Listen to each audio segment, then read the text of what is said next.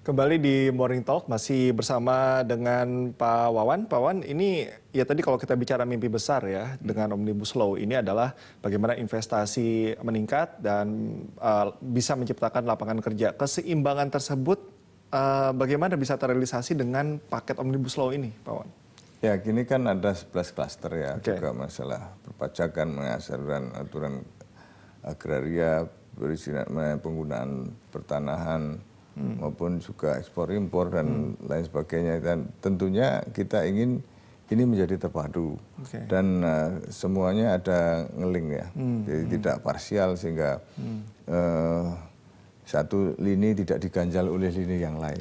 Yang satu sudah lancar, yang lain, dan akhirnya produksi tidak jadi itu. Bahan baku misalnya, masuk nggak bisa karena ada ganjalan segala macam yang tidak dipermudah hanya karena sesuatu yang tidak signifikan misalnya. Kecuali kalau memang itu signifikan, nah, tapi kalau sesuatu yang hanya karena formality dan tidak signifikan, akhirnya produksi nggak jalan, ada keterlambatan, kemudian dari hasil produksi setelah terlambat terjadi penalti karena molor dari waktu yang dijanjikan, akhirnya ini berantakan. Tapi kalau dengan kecepatan yang semua sektor dari 11 elemen tadi bisa langsung lancar semua, akhirnya produktivitas menjadi tinggi, efisiensi menjadi cepat, pesanan-pesanan tepat waktu, kemudian juga dari sisi transportasi juga bisa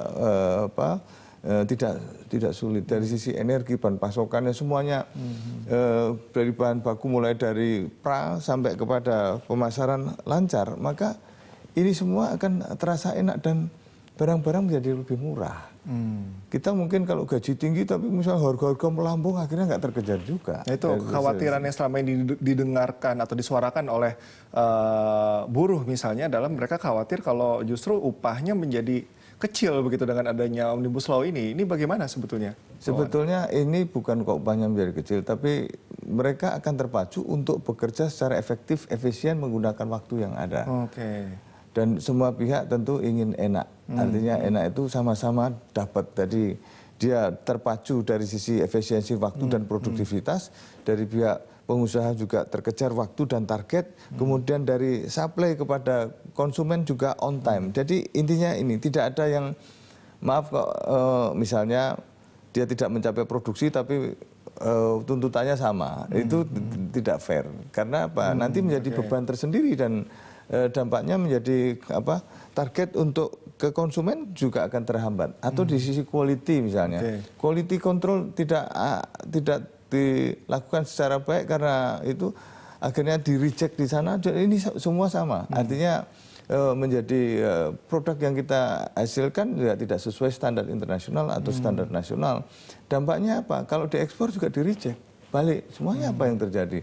Nah, ini semua adalah bagaimana meningkatkan kinerja juga dari para pengusaha, termasuk para pekerjanya, para buruh lah, supaya mereka on time, kemudian dengan SDM yang terus diperbaiki, dengan quality control yang baik, dengan waktu yang tidak terbuang.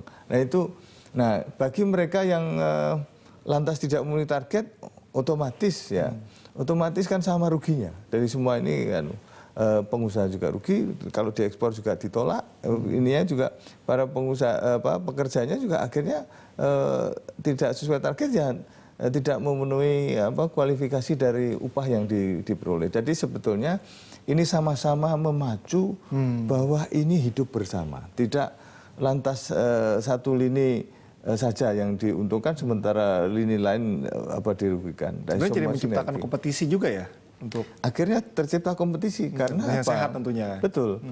Karena dengan dia memenuhi target, akhirnya dia juga memperoleh upah yang juga menggembirakan. Kemudian dari sisi quality control juga bagus, ekspor juga bagus, konsumen juga terlayani secara baik.